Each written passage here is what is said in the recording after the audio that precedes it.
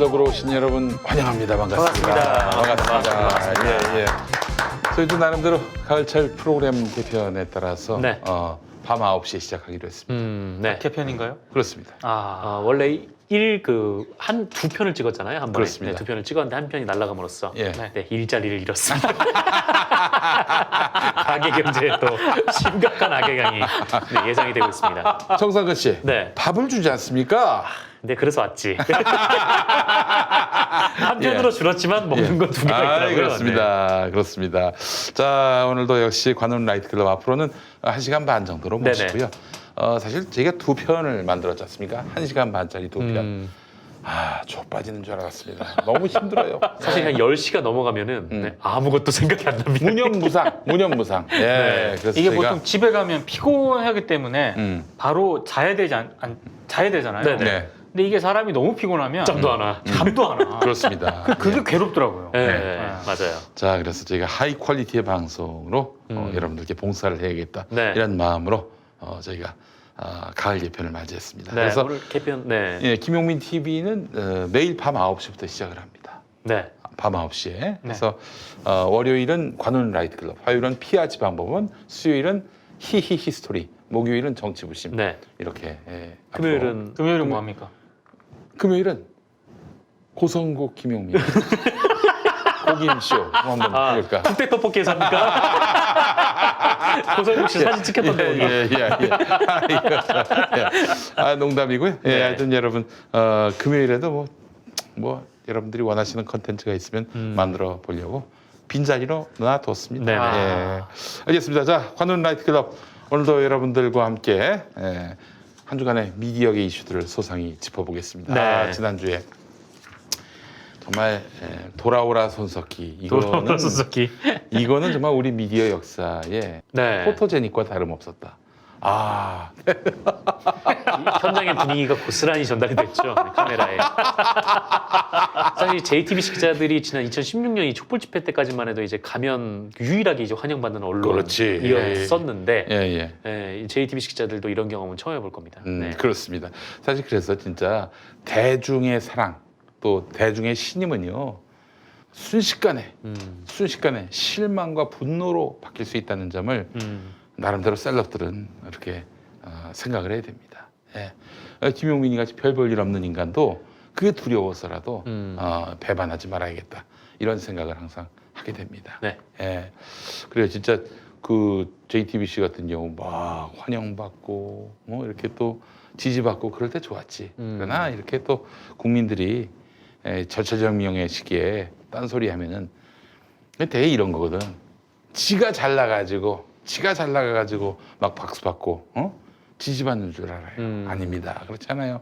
네가 그만큼 일을 열심히 했기 때문에 거기에 대한 반대급부로 격려를 받는 거지. 등 돌리고 저 잘났다고 마이웨이 걸으면은 결국 진짜 바로 배신자로 낙인이 찍힐 수밖에 없는 겁니다. 자, 저희 오늘 또 JTBC 관련한 이야기 준비했습니다. 네. 지난주에 JTBC 관련해서 저희가 또 방송을 했지 않습니까? 네.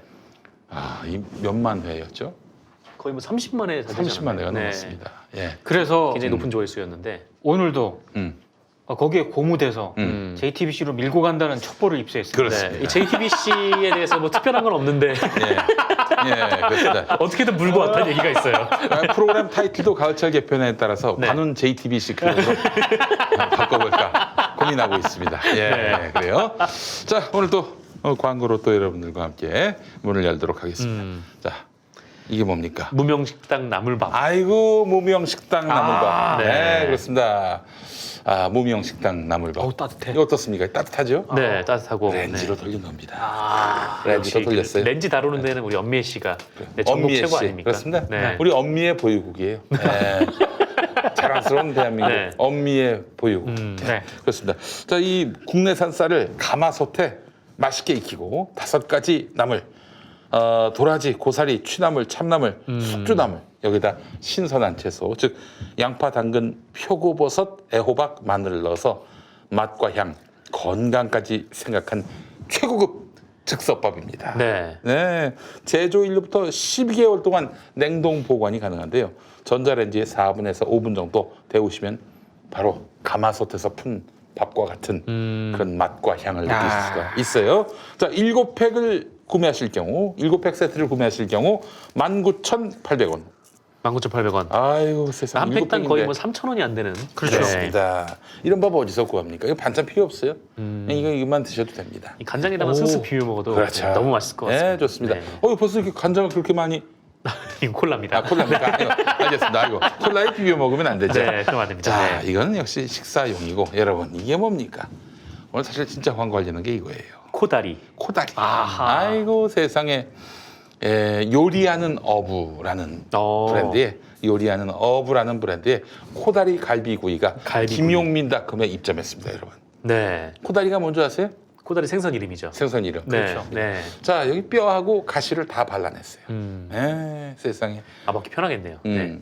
그래서 이제 또 조리할 필요가 없어요. 그냥 주문 받은 후 받아서 에어프라이어 혹은 전기오븐 아니면 프라이팬에 익혀 드시면은 최고의 술안주 최강의 밥도둑. 밥도둑. 아이고 네. 세상에. 이것도 역시 엄미애 씨가 구워왔어요. 아, 구워 오신 겁니까? 전자레인지에. 아니 전자레인지는 아니고요. 네. 프라이팬. 아, 그래서 네. 이제 엄매 씨가 구웠습니까? 네. 아, 그럼 보증입니다. 그렇습니다. 네. 저희 그 노래를 하나 만들려고 그래요. 그 엄미애와 코다리. 어머니와 고등어가 아니라 한밤중에 보지 말라. 냉장고 문을 열었더니 내일 아침에는 엄미애가 네. 코다리를 구워주겠구나. 이런 노래. 아이고. 정말 감격적인 노래를 또 울림 저희가- 있는 노래입니다. 네, 그렇습니다. 네. 자, 코다리 이게 러시아산 명태입니다. 러시아산 명태. 국산 명태는 못 잡습니다. 네. 그래요. 아, 그렇죠. 여기 러시아산 명태에다가 뼈와 가시를 제거하고 속초의 바닷바람으로 아이고. 꾸덕하게 말린 후. 속초 가보셨어요? 가봤죠. 공장이 네. 없어요, 공장이. 맞아요. 기본적으로. 네. 청정한 청정바다. 네. 청정한 바다 또 이 산이 있지 않습니까? 네네. 산과 바다가 같이 있는 동네가 없어요. 산이 있으면 해풍이 또 불지 않습니까? 그렇죠. 그렇습니다. 해풍에 또 이렇게 그야말로 풍광욕을 했어요. 아. 자, 그래서 매운맛과 간장맛, 이건 매운맛이고 이것도 간장맛. 아이고 세상에. 여러분 이게 무슨 코다리에 갈비까지 있느냐? 네. 갈비를 만들었습니다. 음. 갈비를 만들었어요. 닭갈비가 뭐 갈비가 있습니까? 그 명칭을 붙인 이제 닭갈비가 된 거죠. 네. 그러면 코다리도 갈비 만들 수 있는 거예요. 그러면은 그렇습니다. 아니, 이게 갈비지, 지금. 고등어도 갈비가 있는데 고갈비. 그렇죠. 고갈비 그러네. 고갈비. 자, 그렇습니다, 여러분. 자, 매운맛은 술안주로, 간장맛은 남녀노소 누구나 좋아할 만한 반찬이 됩니다. 아, 네. 자, 가격 일러주시죠. 네, 단품. 네, 140g에 6,900원. 어이구 세상에. 두 팩을 사시면 원래는 이제 13,800원이 돼야 되는데 네네. 무려 8,900원. 아, 네, 오, 9,000원이 안 30%다 됩니다. 할인되는 네네. 가격. 예. 네 팩을 사시면 원래는 27,600원이 돼야 되는데 아이고. 16,900원.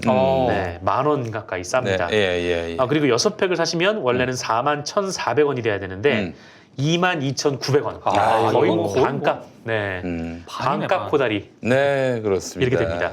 자, 그럼 이제 먹을 시간이 온 그렇죠. 거죠? 네. 자, 코다리 갈비구이, 요리하는 어부의 코다리 갈비구이, 그리고 모미형 식당 나물밥. 지금부터 저희가 개봉을 해서 먹어보겠습니다. 먹어보겠어요. 예, 어우, 냄새. 네, 그렇습니다. 향기가 어. 냄새가 너무 좋아요. 와, 이게 그러니까 뼈하고 가시를 다 발라낸 거 아니에요? 그렇죠. 아이고, 이 생선이 먹기가 힘든 게 이 네. 뼈하고 가시입니다. 자, 그러나 뼈하고 가시를 다 덜어냈어요. 자, 아우 정말 맛있겠습니다. 맛있게 한번 먹어보겠습니다, 여러분. 아이고 세상에. 이거 이거 봐봐. 아이고 이거 기름이 떨어지네. 응? 이렇게 먹는 건가요? 그렇지. 아이고. 이렇게 해서, 어이구. 형님, 뭐 먹는 걸 모르겠습니까? 아니, 아니 이렇게. 47가지 먹고 생선을 어떻게 먹냐고 물어보시면 뭐라고 제가 답해요. 이렇게. 밥에다가. 와, 이게 마치 녹두전 같아. 녹두전. 뼈를 다 기대가 됩니다. 발라놨어요. 저는 밥만 일단 먹어봤는데 역시 이 무명시던 나물밥은 그럼. 진짜 맛있어요. 이건 같이 먹어야 돼, 밥이랑. 이게 밥은 나물밥이잖아. 근데 생선을 위에 놓고 먹으니까 살 두께 보십시오. 아이고 두께 봐. 네, 이건 스테이크가 스테이크 거의. 그렇죠. 매운맛 진짜 술안주로도 되게 좋네요. 이걸 왜 코다리 갈비구이라고 하는지 알겠습니다. 네. 식감이 갈비 수준입니다. 네. 어우 너무 맛있다. 네. 진짜 꼬득꼬득합니다. 네.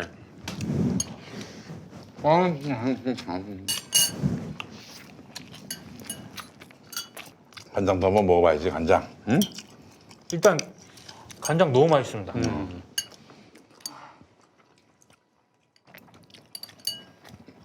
저도 간장 한번 먹어볼게요. 와, 진짜 다살이에요. 응. 네. 순살이야 순살. 응? 댓글이 하나 올라왔는데 얌 네. 테이블 위기. 얌 테이블 위기. 간장도 진짜 밥 반찬도 좋네요. 이거는 얌테이블 위기라는 말이 맞는 것 같습니다. 예. 얌 테이블 이제 각성을 해야 되겠어요 이제. 응? 저는 개인적으로 매운 양념이 개인 취향입니다. 그래요. 네. 난 둘 다 맛있는데 간장. 간장도 좋고 고추장도 좋습니다. 근데 살이 너무 쫄깃쫄깃해요. 야, 이거 신다리가. 스테이크. 아, 오늘 행복했습니다. 정말. 응? 네. 이 맛에 우리가 방송하는 거 아니에요? 그렇죠. 네. 이제 좀 잠이 좀 깨네요. 네. 오늘의 이 고생했습니다. 맛은 말이죠. 지난 토요일 촛불 집회를 풀샷으로 본 기분이라고. 와. 이제 그 MBC가 그 드론으로, 네, 드론으로 찍었잖아요. 찍었더라고요. 근데 여러분 뭐 아시는 분들은 알겠지만은 그 서울 도심에서 드론 띄우기 쉽지 않아요. 드론 띄우기 쉽지 않을 뿐더러 허가도 잘 안 내줘요. 거기가 또 대검찰청도 있고 맞아요. 서울중앙지검도 있고 대법원도 있고 네. 그렇지 않습니까? 네. 여기는 더더욱 안 됩니다. 더더욱 안 돼요. 허가를 잘 안 내주거든요, 진짜. 그런데 이제 MBC니까 띄울 수 있는 거야. 네. MBC니까. 근데 그 여러분 방송사 그 드론이라고 하는 게 요만할 것 같죠? 요만할 것 같죠? 거의 비행기 아닙니까? 이거 요거 아닙니까? 아 이게 욕입니까? 아 이게 욕이었어요? 아니 그냥 요것만 해도 모르겠는데 네. 이렇게 아니. 들면 안 됩니다 이거. 아니 그게 아니고 여기까지 괜찮은데 이거니까.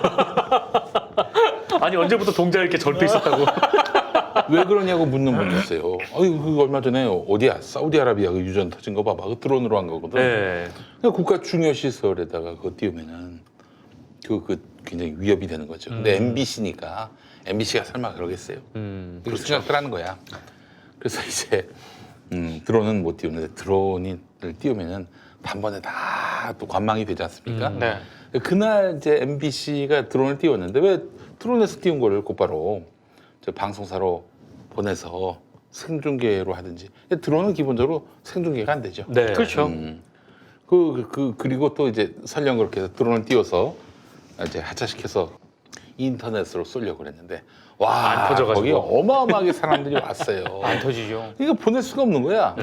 그래가지고 결국에는 하루 늦게 했죠. 아니 MBC가 그 방송을 하긴 했는데 딱 촬영된 부분만 왜 뚝뚝뚝뚝 하다 딱 끊긴 거야. 그것만 이제 방송이 나온 거예요. 그 토요일 밤에. 토요일 밤에. 그리고 네. 일요일 밤에 그 전실황을 다 보여줬죠. 네. 아유 정말 감동이었습니다. 그게 이제 타사 기자들은 음. 상당히 좀 비판적이고 비토를 많이 했었죠. 뭐 어느 정도 일리도 있긴 해요. 음. 그러니까 워낙에 많은 그 시민들이 모여 있는 그런 상황에서 상공에 이제 드론을 띄워버리면 그게 혹시라도 떨어질 가능성도 있잖아요. 예, 그런 거에 대한 어떤 우려도 하나 있었고, 그럼 이제 이걸 MBC가 띄웠잖아요. 그러면 이제 만약에 이번 주 주말에 또 한다. 그러면 이제 타 방송사들 띄우려고 할 거 아닙니까? 그때는 이제 허가를 안 내주겠지만 만약에 곧 띄웠을 때 아니 뭐 풀단 구성해서 기자들이 영상 공유하고 그러니까요. 한 대만 띄우자. 그런 합의 못 합니까? 그러면 되죠. 네. 네. 뭐 그러나 비야 뭐 상식적으로 할 수 있으니까. 그렇죠. 그래서 이제 뭐 약간 지난 토요일 집회에는 MBC의 그런 드론 보도는 이런 배경이 있었다. 네. 설명을 드릴 수 있을 것 같고, 이게 좀 많은 분들이 이제 궁금해하시는 게 언론은 왜 이렇게 조국 때리기에 혈안이 됐느냐, 한 목소리였느냐? 아니 검찰의 이런 무지막지한 한 사람과 한 가족을 도륙내는 이런 몹쓸 먼지털이식 수사 왜 비판을 안 하느냐? 제가 좀 두루두루 취재했습니다. 이게 아마 모든 언론사에 비슷한 경우일 거예요. 조중동 빼고. 나름대로 우리가 그래도 좀 신뢰할 만했던 언론들도 거의 뭐 조국 때리기에 그 원사이드하게 기울었잖아요. 그렇죠. 왜 그런가 봤더니 모든 언론사들이 다 그렇습니다. 이 시니어 그룹과 주니어 그룹이 갈렸어요. 시니어 그룹들은 2009년 노무현 대통령 서거 당시 상황을 뻔히 봤기 때문에 그래서 검찰의 이런 야만적 행태에 대해서는 우리가 검찰 수사를 주목하고 또 조국 장관의 비위 혹은 남모르는 이런 그 불법적인 그런 행태가 있었다면은 짚어내고 지적해야 되겠지만은 기본적으로 검찰의 보도를 맹신하면 안 된다. 이런 입장이에요. 그러니까 아주 정말 강력한 소신은 아니고 그런 정서가 있어. 네. 시니어 그룹들은. 근데 주니어들은 정말 한결애고 조선이고 상관없이 그냥 다 같이 왜 조국을 못 때리냐. 이러고도 우리가 언론이냐. 한겨레에서 그런 일이 있었잖아요. 응? 거의 그런 이유라는 거야. 네. 모든 언론이 다 그렇다는 거예요. 자, 그럼 우리 민동기 국장님. 네. 그 젊은 기자들이 옳은 겁니까? 아니면 시니어 기자들의 그런 걱정이 더 옳은 겁니까? 제 판단에는 젊은 기자들이 그런 생각을 가질 수는 있습니다. 제가 젊었을 때도 선배들로부터 그런 교육을 받았거든요. 어떤? 살아있는 권력에 대해서 비판과 견제 역할을 하는 게 언론의 기본적 책무다. 근데 이제 저는 미디어오늘 기자였기 때문에 거기에 플러스 하나를 더 배웠죠.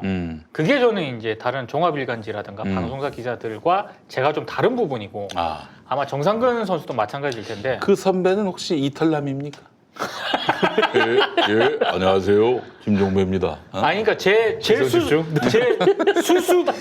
기자 생활 수습할 때 수습 기자 할 때 대빵은 안녕하십니까 예. 김종배입니다. 그분이셨기 때문에 네. 이게 경험하지 못한 사람은 얘기를 하지 마세요. 죽다 살았습니다. 혹독하다는 얘기였습니다. 아무튼 플러스 이제 우리는 언론사를 출입하고 언론 개혁, 네. 언론 권력을 견제하는 매체였잖아요. 당연히 이제 기자들도 우리 입장에서는 제 입장에서는 살아있는 권력이었어요. 그래서 기자들을 견제해 비판하고 개혁을 이끌어내야 된다. 네. 이런 사명감이 하나 더 있었죠. 그래서 조금 시각이 좀 다르긴 했습니다만 그때 이제 기자들하고 출입하면서 젊은 기자들하고 얘기를 하다 보면은 이제 거기서 약간 벽 같은 걸 조금 느끼곤 했었죠. 재벌이라든가 그 종교 이런 부분에 대해서는 기자들이 상대적으로 비판해야 되고 견제해야 된다라는 그런 인식이 굉장히 약합니다. 제 경험상 봤을 때. 예. 그런데 청와대라든가 정치 권력은 어떻게든 견제해야 된다. 이걸 제대로 하는 것만이 언론인으로서의 기본 사명이다라는 어떤 그런 인식이 굉장히 강해요. 근데 제가 봤을 때 그런 문화가 네. 별다른 반성이라든가 성찰 없이 그대로 지금 이렇게 언론 문화는 그렇게 바뀌지 않았다라는 거고요. 주니어 시니어가 나뉘는 이유 중에 하나가 아까 김용민 PD가 얘기한 것처럼 노무현 전 대통령 서거 이거에 대한 경험 유무도 갈리긴 합니다만 약간 그 간부들이라든가 지금 책임자에 있는 그 저를 비롯한 네. 이 기성 언론 무슨 또 책임자야? 지금 프리랜서면서. 지금 개털이지만 그러니까 제 급에 있는 언론사 이제 연령층들은 이제 간부를 맡고 있잖아요. 네. 그러니까 노무현 전 대통령 서거를 겪으면서 느꼈던 문제 의식을 이 관행이라든가 시스템을 바꾸는 작업으로 연결시키지 못했어요. 네. 그때 잠깐 반성했었고 그냥 또 출입처 검찰이 던져주는 거 그대로 그냥 무의식적으로 받아 쓰다가 여기까지 온 거예요. 아니 경향신문도 그때 뭐라고 그랬습니까? 노무현 대통령 서거 이후에 우리가 피의 사실 공표 안 하겠습니다. 그렇죠. 그거 지금 또 열심히 하고 있어요. 열심히 하고 있는 거거든요. 그렇죠. 오늘 또 경향신문 보니까 사진 기사가 하나 있었는데 이 포토라인을 찍은 사진이에요. 그냥 뭐 아무것도 없이 그냥 포토라인에 있는 세모 표시 거기 그게 이제 피의자들이 이제 서는 음. 거기에 이제 그 사진을 딱 찍어놓은 다음에 밑에 이제 사진 설명으로 이 정경심 교수가 소환이 될 경우 쓸 자리라는 식으로 이렇게 딱 써놓더라고요. 네. 그러니까 제가 오늘 굉장히 인상 깊게 봤던 그 멘트가 하나 있는데 그 고재규 시사인 편집장이 네. 이번에 조국 장관 인터뷰했잖아요 시사인에서. 고재규 편집국장이 그 미디어오늘하고 잠깐 인터뷰를 했던데 네. 거기 보면은 고재규 편집국장이 맨 마지막에 이런 얘기를 하더라고요. 시사인 편집국은 노무현 전 대통령 서거 때 그 가졌던 검찰에서 흘려주는 이런 거를 덮쳐덮쳐 받아 쓰는 것에 대한 문제의식이 편집 구성원들 사이에 공감대가 형성이 돼 있다. 그러니까 시사인은 큰 언론사가 아니지 않습니까? 작은 언론사죠. 작은 언론사기 때문에 그 문제의식이 형성이 돼 있어요. 그래서 기사가 좀 다른 거고. 근데 지금 다른 어떤 그 우리가 흔히 얘기하는 진보개혁적인 언론들 있지 않습니까? 경향 한겨레. 노무현 전 대통령 선거 때 비판도 많이 받았고 자기네들도 스스로 이제 앞으로 조심하겠다라고 얘기를 했었고요. 반성도 했었고. 근데 문제는 거기서 끝났다라는 거죠. 이걸 관행을 바꾸거나 시스템으로 바꾸거나 하는 데 있어서는 지금 간부들도 그렇게 적극적이지는 않았던 것 같아요. 이게 이제 사실은 검찰 개혁이 이루어졌다면 당연히 검찰이 흘리는 피의 사실 공표에 대해서도 제지가 됐을 것이고 네. 그게 여과없이 보도가 됐을 리도 없을 것이고 그러니까 검찰 개혁이 안 된 이상은 이 검찰이 흘려주는 피의 사실을 받아다가 보도하는 이 관행도 사라지지 못하는 거예요. 그렇죠. 그렇기 때문에 검찰 개혁이 이루어지지 못한 측면을 우리가 따질 수 있는데 지금 그 게시판에 올라온 글들을 보니까 아니 팩트 체크는 안 하느냐 이러는데 아니 이 상황에서 한번 생각해 보십시오. 팩트가 뭐겠어요? 검찰이 흘려주는 거. 그걸 팩트로 여길 수밖에 없어요. 우리 기자들은 그 한계가 있는 거죠. 자기들이 검찰에서 준 정보를 갖고 이게 사실인지 아닌지 캠으로 가야 진실에 접근할 수 있나? 그러니까 검찰이 주는 정보가 똥인지 된장인지도 구분하지 않고 그대로 다 보도를 해버리는 거예요. 사실이라고 믿고. 그러니까 걔네들은 팩트 체크? 아니 검찰이 준 정보가 팩트인데 무슨 체크할 게 따로 있겠어? 이러고 있단 말이에요. 이게 문제인 겁니다, 이게. 그 전문 기자들이 뭐 어떤 생각을 가지고 있는지 뭐 제가 뭐 20대 기자들을 만나지 못해서 잘 모르겠으나 어쨌든 뭐 저까지가 아마 그 노무현 전 대통령이 재임 기간 동안 들어온 기자일 거예요. 제가 2007년에 기자 생활을 시작했으니까 네. 제 이후부터는 이제 2008년에 기자 생활을 시작한 기자들부터는 이제 이명박 때부터 이제 기자 생활을 쭉 한 거죠. 근데 그렇죠.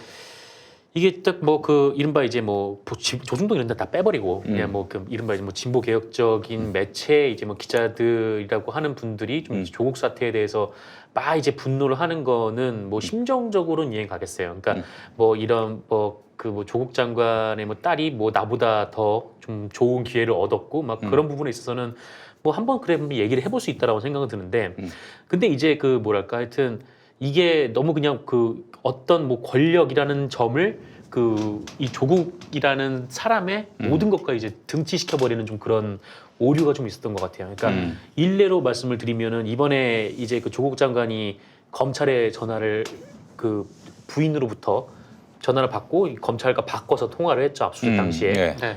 그게 딱 그냥 한 발 완전히 다 떨어놓고 딱 보면은 법무부 장관이 검찰 압수수색 중인 검찰에게 전화를 했다라는 거는 부적절하죠. 네. 그것만 딱 떨어놓고 보면 부적절해요.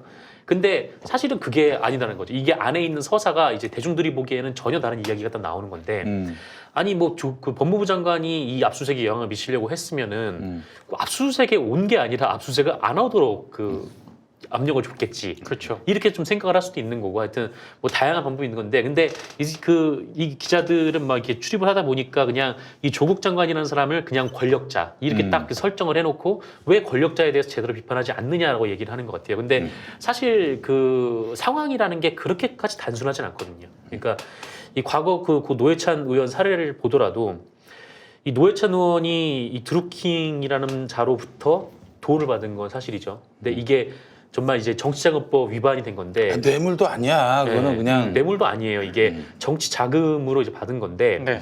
근데 만약에 그 노회찬 의원이 이 고인이 되지 않았으면은 우리 언론과 그다음에 또 뭐 검찰과 이런 존재들이 이 노회찬 의원을 어떻게 다뤘겠어요? 이렇게 했을 거예요. 정의당 당사가 쑥대밭이 됐을 겁니다. 근데 우리는 그걸 아는 거잖아요. 그러니까 이 노회찬도 이렇게 돈을 이제 그 받아야 되는 상황까지 몰렸다면은 이 정치자금법이라는 게 얼마나 큰 문제인 건가라는 생각이 이제 드는 거잖아요. 고인이 노회찬 사람으로서. 전 의원은 지금의 이 상황을 예상을 했던 것 같아요.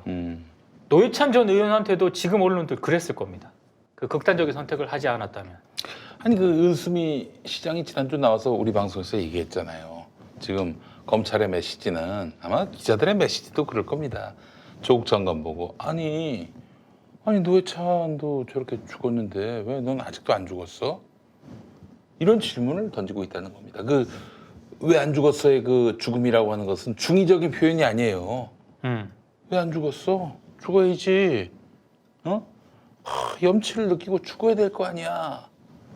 이런 메시지로 자기는 들린다고 얘기했잖아요.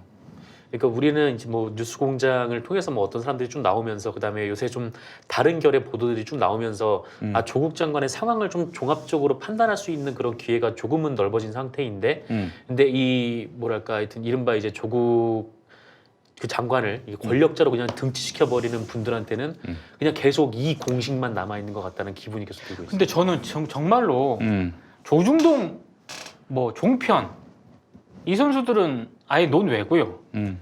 그 자택 압수수색 할 때 법무부 장관이 담당 검사랑 통화를 할 수가 있냐?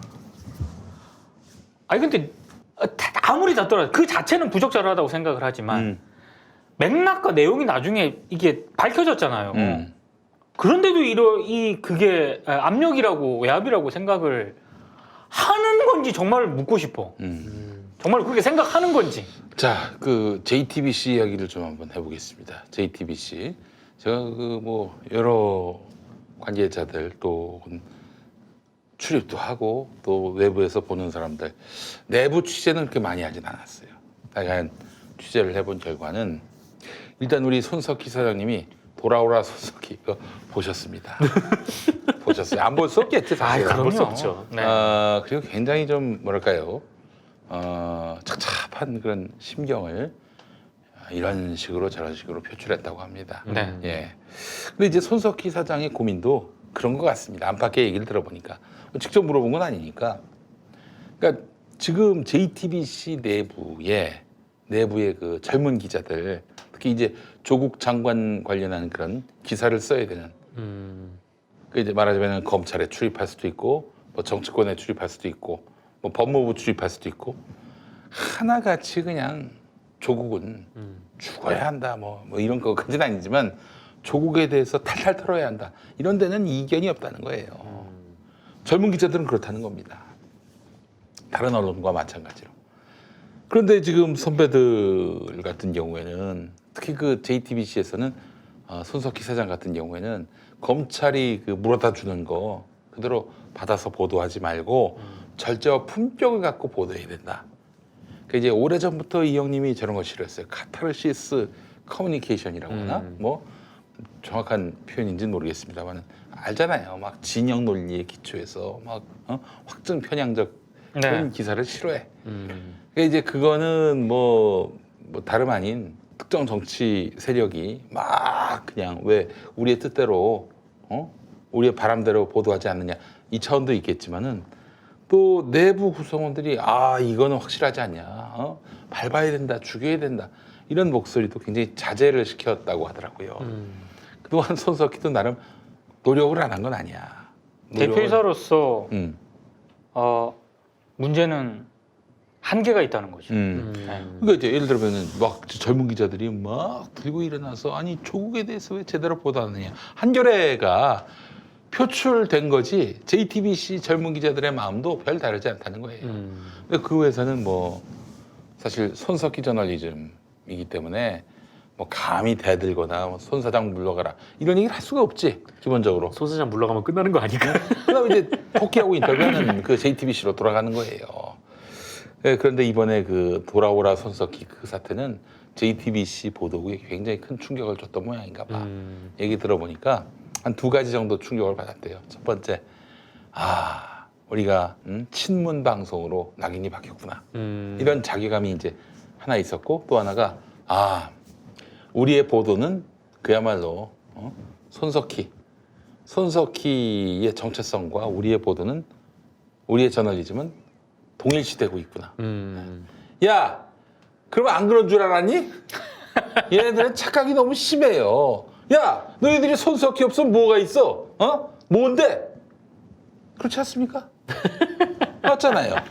닦아놓고 얘기해서. 그러니까 이게 JTBC 그 김용희 PD가 얘기한 이게 JTBC만의 문제는 아니더라고요. 지금 경향신문이라든가 한겨레라든가 다 분위기가 비슷비슷해요. 이 젊은 기자들은 24시간을 사실상 이 젊은 기자들은 자신들의 출입처에서 삽니다. 라이프 사이클이 출입처 위주로 돌아가요. 근데 검찰발 사이드에서 나오는 정보를 검찰 출입 기자들이 보고를 하고 취재를 하고 기사를 쓰는 거 아니겠습니까? 그러니까 손석희라는 어떤 그런 것보다 자기의 그 24시간 생활하고 있는 거기서 나오는 그렇지. 그게 더 확실한 거고 그거는 조중동뿐만이 아니라 경향 한겨레 JTBC 기자도 이건 내가 단독으로 받은 정보인데 이거 확실한데 근데 만약에 위에서 누가 됐든 누른다 이거 저기 일방적으로 쓰지 말고 좀 균형 있고 팩트 체크해서 쓰라 라고 한다라고 했을 때 그 젊은 기자들은 뭐라고 생각을 할까? 왜 선배는 보도를 막아요라고 그렇지 생각을 하는 막는다고 생각을 하는 거죠. 이게 그러니까 출입처에 들어가서 스톡홀름 증후군이라고 있잖아요. 그 안에 들어가서 적대적 관계인데 서서히 그 적대적 관계 있는 사람들하고 동화가 되는 거야. 맞아요. 예? 왜 이제 그 단적인 예가 그 뭐였죠? 그 예전에 강혜정 씨 나왔던 영화 뭐지? 강혜정 씨 나왔던 영화? 그 왜 여기 뭐 꽃을 달고 나왔던 웰컴 투 동막골. 그렇지, 동막골 동막골. 거기서는 뭐 사실 인민군이고 뭐 미군이고 다 한 공동체를 이루게 되잖아요. 그러듯이 그 한겨레 기자도 뭐 내 검찰의 이런 어떤 권력을 감시하겠다, 사법 권력을 감시하겠다라고 들어가지만 결국 그 권력의 구성원이 돼버리는 거야. 패밀리가 되는 거야. 네. 이렇게 되는 거죠. 예. 그리고 게다가 또 요즘은 또 젊은 기자들의 목소리가 크지 않습니까? 그러니까 반격권이 굉장히 큰 거야. 선배가 뭐 보도하지 마라. 이건 위험하다. 이거는 이건 대단히 무책임한 것이다. 이거는 보도 윤리에 어긋난다. 이렇게 얘기하면은 왜 보도 못 하는데요? 그 선배 이거는 뭐 진짜 뭐 그쪽하고 뭐 연관관계가 있어요? 이런 왜 부당하게 이거 명백한 불법 아닙니까? 명백한 부조리 아닙니까? 왜 보도를 안 해요? 박근혜 때는 찾아오라고 했잖아요. 이제 그렇게 나오는 거죠. 그렇지. 이런 얘기 듣기 싫으니까 또 시니어 기자들도 앞에서 대놓고 또 얘기를 못 합니다. 이게 구조적인 문제가 있는 거예요, 이게. 그리고 손석희 JTBC는 경향 한겨레와는 또 다른 포지션이 있어요. 지금 보도부문 총괄사장으로 있을 때하고 손석희 지금 대표는 대표이사로 있지 않습니까?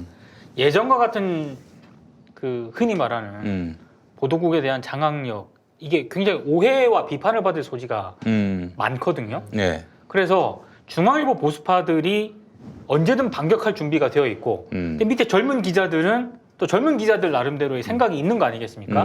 여기서 손석희 대표이사가 섣불리 못 움직여요. 굉장히 소극적으로 대처할 수밖에 없는 그런 상황이 된 거죠. 지난번에 얘기한 것처럼 이게 고립 비슷하게 돼 있는 그런 상황인 것 같아요. 그냥 또 이제 손석희 대표가 이 보도 책임자가 아니라 전체 회사 책임자가 돼버린 좀 그런 상황도 있고.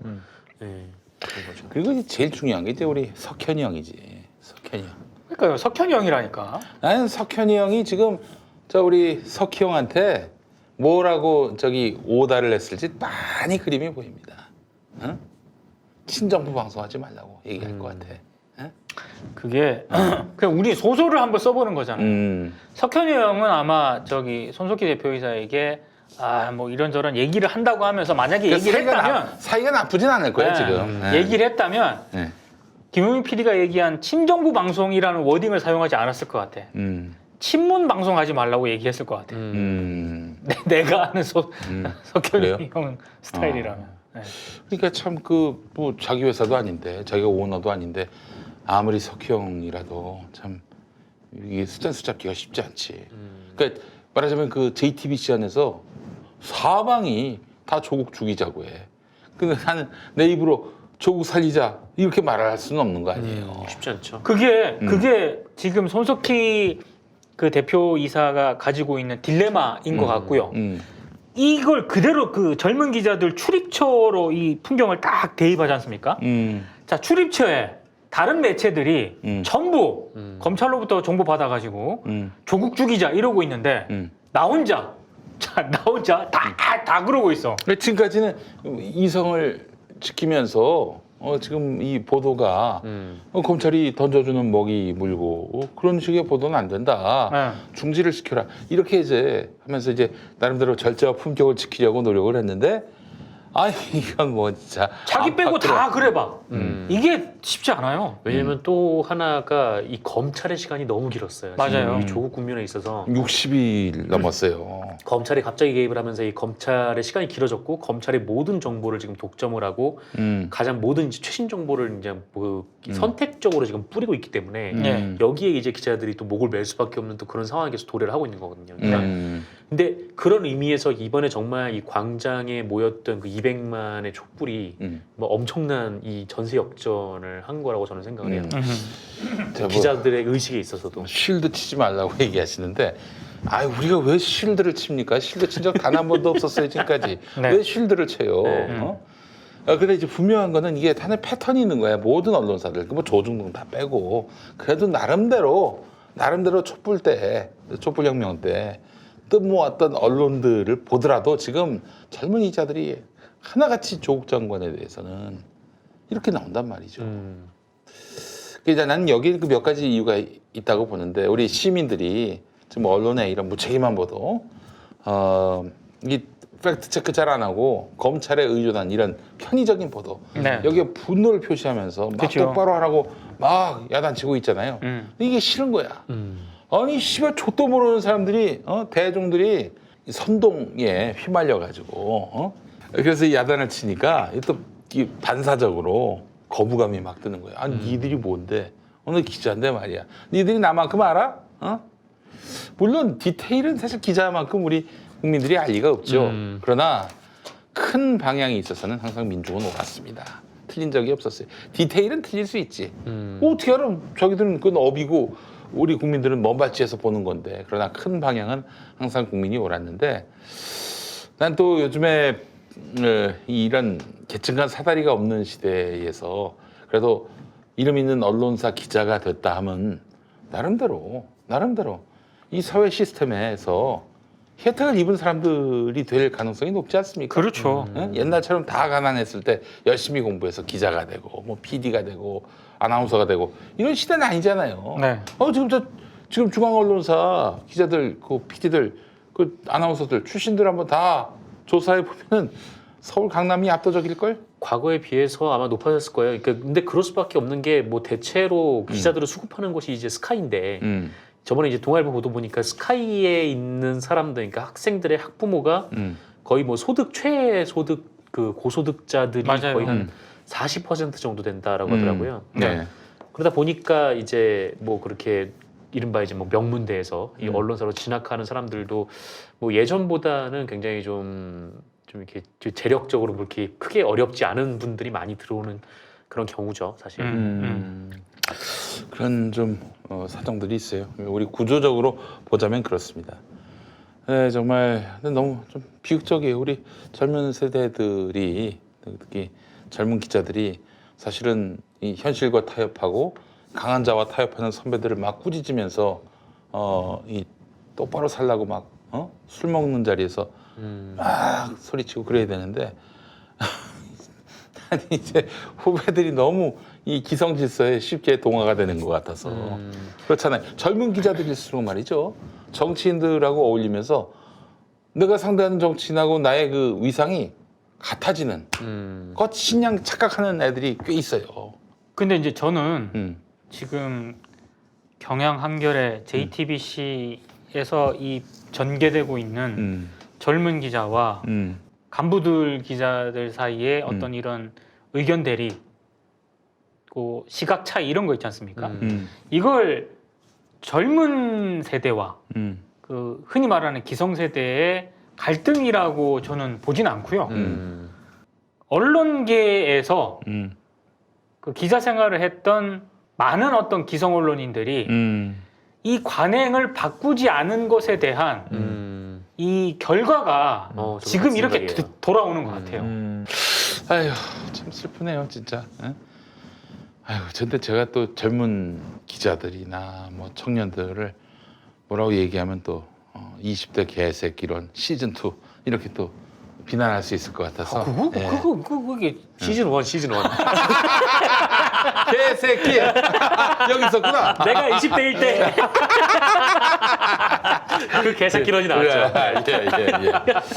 아 이게 참 안타깝습니다. 그래서 이 지금 언론사 간부들도 막 야 세상을 그렇게 보는 게 아니야라고 하는 순간 완전 꼰대가 돼버리고 또 아울러 불의와 타협한 선배로 낙인 박힐 수 있기 때문에 아니, 나름대로 조심하는 거예요. 또 이 사람들도 그래서 할 얘기도 못 하고 그렇죠. 그냥 뭐 기자들이 반발하면은 어어어 하면서 끌려갈 수밖에 없는 근데 거죠. 저는 이번에는 지금 공론화를 해야 된다고 생각을 하는 게 흔히 말하는 신뢰도 1위 언론인인 손석희조차도 이 젊은 기자들이 나름대로의 그 기자 시스템에 적응을 한 선수들이잖아요.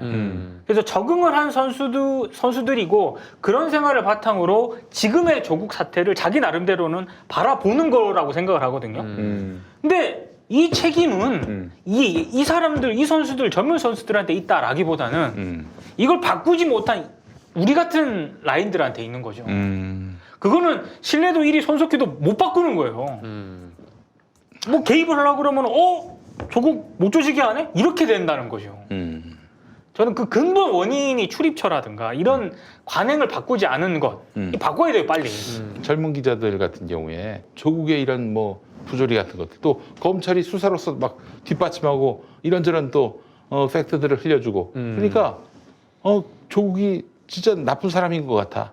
그렇게 보도할 때 젊은 기자들이 그렇게 보도하고 그 관점을 가질 때 선배들이 가만히 있으면 됩니까? 시니어 기자들 가만히 있으면 돼요? 안 돼요. 거기다 또 괜히 또 야 이런 시각으로만 볼 게 아니라 저런 시각으로 봐야 된다. 그 말 함으로써 꼰대 취급받고 조국 빠 취급받는 게 두려워서 지금 젊은 기자들이 저렇게 폭주하게 해도 되느냐? 되묻지 않을 수가 없는 거예요. 그리고 젊은 기자분들한테 네. 혹시라도 잘 모르고 있는 것 같아서 정말 기본적인 차원에서 다시 한번 말씀을 드리지만 검찰은 사법부가 아닙니다. 검찰은 행정부입니다. 법무부 장관의 지휘를 받는 행정부지 사법부가 아닙니다. 네. 네. 그렇습니다. 특히 그 검찰에서 이제 젊은 기자들이 거기 동화되면은 뭐 사실 검사님하고 나하고 친한 것도 권력 아니겠어요? 예전에는 이승만 시대 때는 경무대에 똥 치우는 사람도 권력자였어요. 그럼요. 대단한 권력자였습니다. 네. 그러니까 검사 방에 수시로 들어가서 막 대화 나누고 밥도 같이 먹고 그래봐. 지가 뭐 된 줄 알아? 정치인도 마찬가지고. 예. 그렇습니다. 근데 그렇습니다. 그걸 음. 그렇게 가르쳤어. 언론계 선배들이. 이거 끊어내야 된다고요, 이제. 근데 진짜 좀 이렇게 뭐 검찰 개혁을 반드시 좀 이뤄내고 뭐 그 다음에 뭐 어쨌든 뭐 지금 20대 기자들 뭐 그 문제는 아니더라도 진짜 뭐 20대 관련돼서 한번 뭐 사회적으로 얘기를 해볼 필요 정도는 있을 것 같아요. 그러니까 뭐 지금 시니어들도 지금 20대들이 정말 조국에 대해서 뭐에 대해서 이렇게 분노를 했는가 한번 얘기를 좀 잘 해보고 그 다음에 좀 이렇게 좀 설득해 나가고 또 뭐 본인들의 생각을 좀 얘기하는 좀 그런 기회가 있으면 좋겠어요. 네. 지금 이제 뭐 서로 편집국에서 그렇게 뭐 얘기가 안 되는 게 제 이 사태의 가장 큰 시발점이었던 것 같아요. 네. 알겠습니다. 기